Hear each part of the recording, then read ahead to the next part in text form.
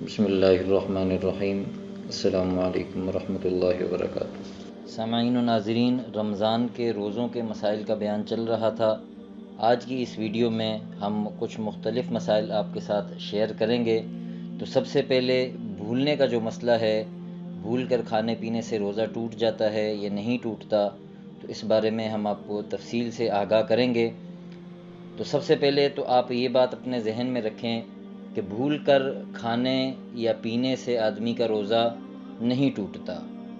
اسی طرح فقہا نے لکھا ہے کہ کوئی شخص اگر بھول کر اپنی بیوی سے جماع بھی کر لے تو اس سے بھی اس کا روزہ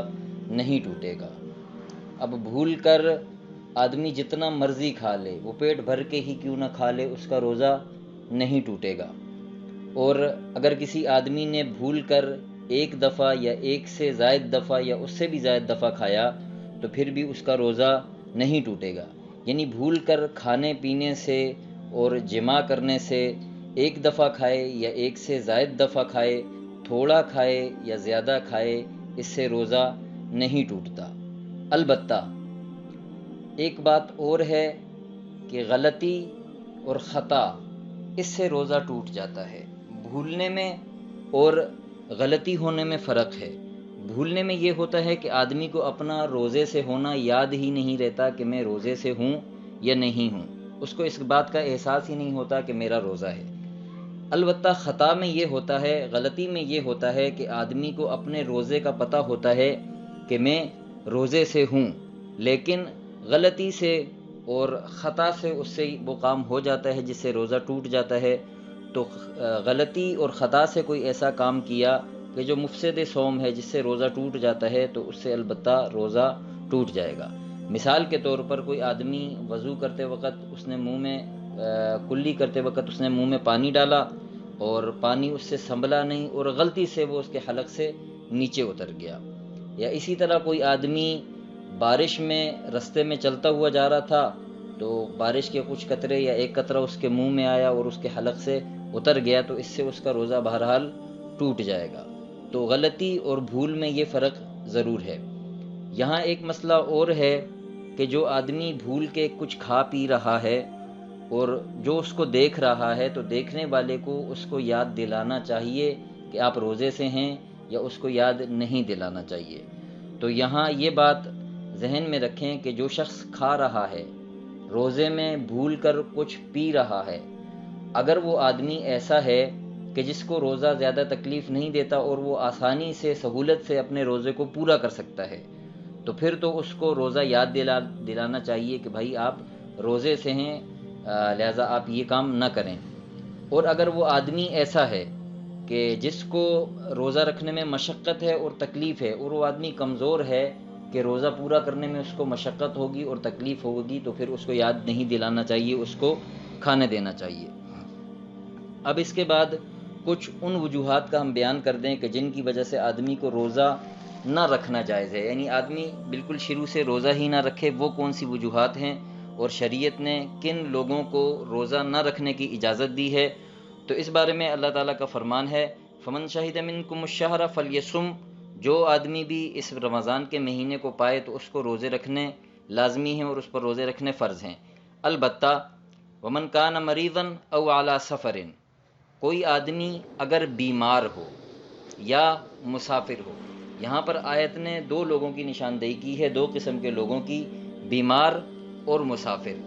ان لوگوں کو روزہ چھوڑنے کی اجازت ہے۔ اب یہاں تھوڑی سی جو تفصیل ہے وہ آپ کے ساتھ بیان کر دیں کہ بیمار آدمی وہ جو ابھی ابھی بیماری سے ٹھیک ہوا ہے اور اس کو شک ہے کہ میں اگر اب دوبارہ روزے رکھوں گا تو بیماری دوبارہ سے آ جائے گی اور مرض بڑھ جائے گا، تو اس آدمی کو روزہ نہ رکھنے کی اجازت ہے۔ اسی طرح بیمار آدمی کو روزہ رکھنے کی وجہ سے ڈاکٹر یہ کہے کہ اگر آپ روزے رکھیں گے تو آپ کی جان کو خطرہ ہے، یا آپ کا مرض بڑھ جانے کا خطرہ ہے، یا آپ دیر سے ٹھیک ہوں گے، اور جو ڈاکٹر ہے وہ بھی تجربہ کار ہے اور شریعت کا پابند ہے، تو اس کے کہنے پر یہ آدمی روزہ نہیں رکھے گا۔ البتہ خود ہی آدمی اگر اپنے ذہن میں سوچے کہ بھائی میں اگر روزے رکھوں گا تو بیمار ہو جاؤں گا، اور اس کو اپنی بیماری کے بارے میں کچھ تجربہ بھی نہیں ہے، ویسے ہی اس کو خیال آ رہا ہے اور ذہن میں گمان آ رہا ہے، تو اس کے ذہن کا جو گمان ہے اور خیال ہے اس کا اعتبار نہیں ہے، بلکہ اس کے ڈاکٹر جو ہے، ڈاکٹر کے کہنے کے مطابق وہ روزہ نہیں رکھے گا۔ البتہ اگر وہ اپنی بیماری کے بارے میں تجربہ کار ہے، اس کو اپنی بیماری کا پتہ ہے اور کچھ نشانیاں ایسی ہیں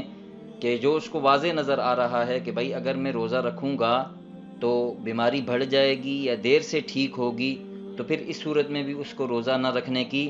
اجازت ہے۔ اب جو بیماری ہے اس میں کوئی فرق نہیں کہ ضروری ہے کہ وہ بیماری بڑی ہی ہو تو اس کو روزہ چھوڑنے کی رخصت اور اجازت ہے، ایسی بات نہیں ہے، بلکہ بیماری بڑی ہو یا چھوٹی ہو،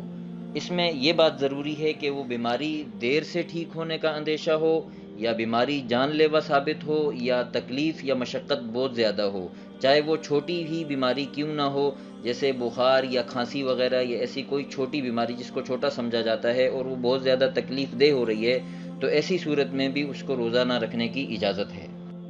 اب جو بوڑھا آدمی ہے، جو بہت زیادہ بوڑھا ہو گیا ہے اور کمزور ہو گیا ہے اور اس میں روزہ رکھنے کی طاقت نہیں ہے، تو وہ بھی یہاں بیمار کے حکم میں شامل ہے، تو لہٰذا جو بہت زیادہ بوڑھا ہو گیا ہو اور بڑھاپے کی وجہ سے اور کمزوری کی وجہ سے روزہ نہیں رکھ سکتا، تو اس آدمی کو بھی رخصت ہے کہ وہ آدمی روزہ نہ رکھے۔ اب جو دوسرا آدمی، دوسرا فرد جس کو قرآن نے بیان کیا کہ وہ روزے نہ رکھے، اس کو اجازت ہے، تو اس میں مسافر ہے۔ تو مسافر کے بارے میں تفصیل یہ ہے کہ اگر مسافر آدمی کو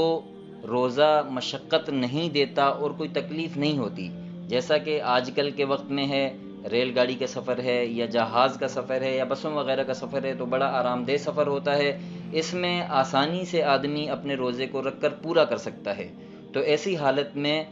مسافر کے لیے حکم یہ ہے کہ وہ روزہ رکھے اور اس کا روزہ رکھنا بہتر ہے۔ البتہ اگر وہ روزہ نہیں بھی رکھتا، مشقت نہ ہونے کے باوجود، تو شریعت نے بہرحال اس کو رخصت دی ہے، وہ روزہ نہ رکھے اور قضا کرے، لیکن ایسے مسافر کو کہ جس کو سفر تکلیف نہ دیتا ہو، روزہ رکھ لینا بہتر ہے۔ اور مسافر اس وقت ہی روزہ چھوڑ سکتا ہے کہ جب سحری کا وقت دوران سفر آ گیا۔ مثال کے طور پر ایک آدمی رات کے وقت چلا کراچی سے اسلام آباد کی طرف اور رستے میں اس کا سحری کا وقت آ گیا، تو وہ آدمی تو مسافر ہے اور اس آدمی کو روزہ چھوڑنے کی اجازت اور رخصت ہے۔ لیکن ایک آدمی جس نے سفر ہی دن میں دوپہر کو 2 بجے شروع کرنا ہے، تو وہ شروع سے روزہ نہیں چھوڑ سکتا، بلکہ اس کو روزہ رکھ کے اس کو پورا کرنا ضروری ہے۔ اسی طرح اگر کوئی مسافر جس کا سحری کا وقت تو سفر میں آ گیا اور اس نے روزہ نہیں رکھا، لیکن جب وہ اب واپس اپنے شہر پہنچ گیا، تو اس وقت پھر اس کو دوبارہ کھانا پینا جائز نہیں ہے، بلکہ دوسرے لوگوں کی طرح جیسے وہ روزے سے ہیں، اس کو بھی روزے سے رہنا اور روزے کے احترام میں کچھ کھانا پینا جائز نہیں ہے۔ اب اس کے بعد کچھ ان وجوہات کا بیان کر دیں کہ جن کی وجہ سے روزہ توڑ دینا جائز ہے۔ پہلے ان وجوہات کا بیان تھا کہ جن میں آدمی سرے سے روزہ ہی نہ رکھے، اب ان وجوہات کو کچھ بتا دیں کہ جن کی وجہ سے آدمی روزہ تو رکھ لے، لیکن درمیان میں کچھ ایسی چیزیں پیش آ جائیں جن کو ابھی بیان کریں گے کہ ان کی وجہ سے آدمی کو روزہ توڑ دینا جائز ہے۔ تو ان میں سب سے پہلی وجہ تو یہ ہے کہ آدمی اچانک بیمار ہو جائے اور بیماری اتنی شدید ہو کہ آدمی کو ڈر ہو کہ میں مر جاؤں گا، مر جانے کا خوف ہو، اپنی جان کا اندیشہ ہو،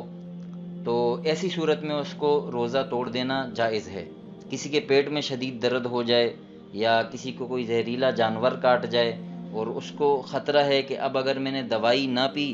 تو درد کی وجہ سے یا اس زہر کی وجہ سے میں مر جاؤں گا، موت واقع ہو جائے گی، تو ایسی صورت میں اس کو روزہ توڑ دینا جائز ہے۔ اسی طرح مرض تو کوئی بھی نہیں ہے، لیکن کسی آدمی کو